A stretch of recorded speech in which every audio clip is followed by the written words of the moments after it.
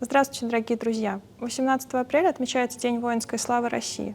В этот день на льду Чудского озера русские дружинники под командованием Александра Невского разбили рыцарей Ливонского ордена. Это событие является значимым, так как до этого момента немецкие рыцари считались непобедимыми. Именем святого Александра Невского была названа высшая награда Российской империи. Среди награжденных были и участники Отечественной войны 1812 года. В числе их и братья Тучковы. 2024 год был объявлен годом семьи в нашей стране.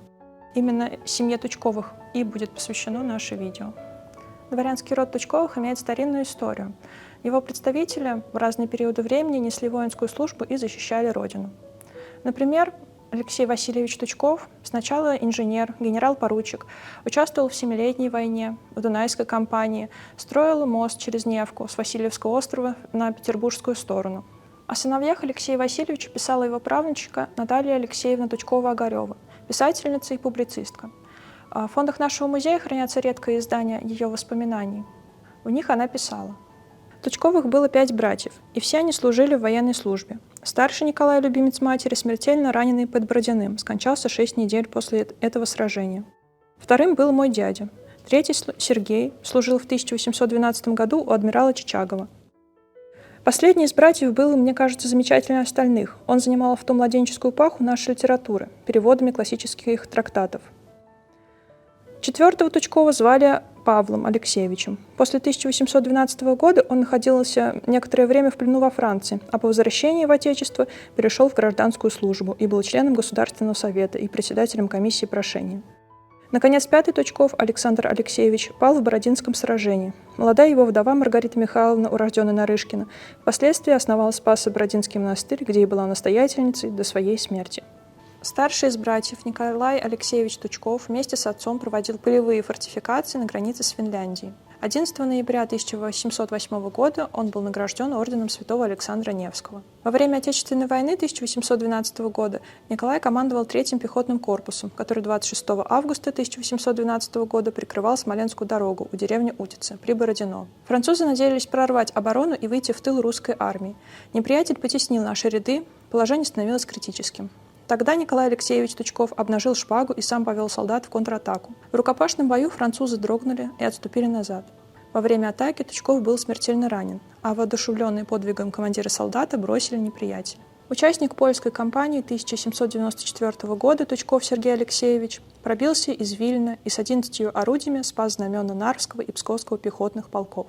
За участие в польской кампании был награжден орденом святого Владимира IV степени и произведен в премьер-майора. В фондах нашего музея хранятся воспоминания, которые предположительно написаны Сергеем Алексеевичем и посвящены они польской кампании 1794 года, участником которой он был. В октябре 1812 года Тучков Сергей Алексеевич был поставлен во главе 2-го резервного корпуса, находившегося у города Мозыря. Корпус перешел к Борисову и сражался на Березине. В 1813 году Сергей Алексеевич участвовал в осаде Модлина и Магдебурга. Будучи участником Отечественной войны 1812 года, генерал-майор Павел Алексеевич Тучков 19 августа возглавлял 3000-й отряд, прикрывал отряд наших войск из Смоленска и более чем на 5 часов задержал продвижение 25-тысячного французского корпуса.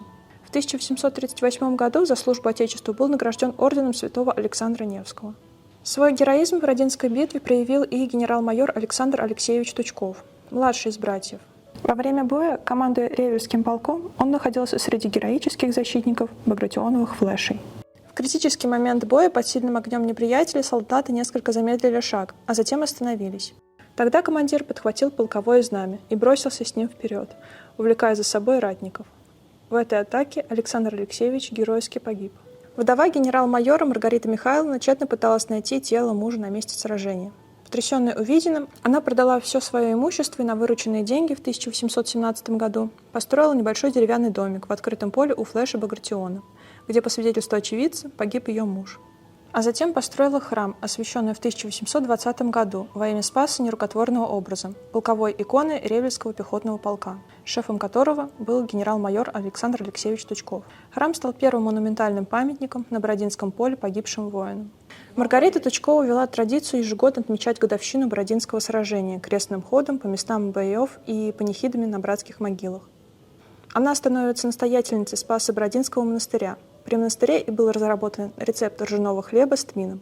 Долгое время он носил название поминального хлеба и только к концу XIX века был назван Бородинским.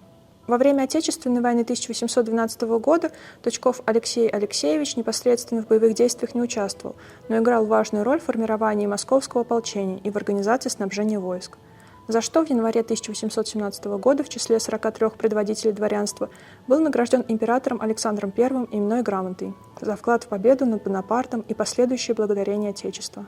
Его сын, племянник героев Отечественной войны 1812 года, Тучков Алексей Алексеевич, являлся членом Союза Благоденствия. В 1830-е и 40-е годы либеральный помещик, видным представителем нарождавшейся в России сахарной промышленности. С 1837 по 1850-е годы Тучков был инцарским уездным предводителем дворянства Пензенской губернии. Младшая дочь Алексея Алексеевича Тучкова Наталья Алексеевна была женой Николая Платоновича Огарева, поэта, публициста, общественного деятеля и владельца селом Старая Акшина. Старшая дочь Елена была замужем за литератором Николаем Михайловичем Сатиным. После переезда Огарева и Герцена в Лондон Алексей Алексеевич часто навещал их. Он работал редактором журнала «Колокол» и писал статьи о пензенских крестьянах. В экспозиции музея представлен замечательный графический портрет Алексея Алексеевича Тучкова, нарисованный в 1946 году художником Ильей Наумовичем Палом по фотографии середины XIX века. В настоящее время село Старая Акшина располагается в Старошайговском районе Республики Мордовия.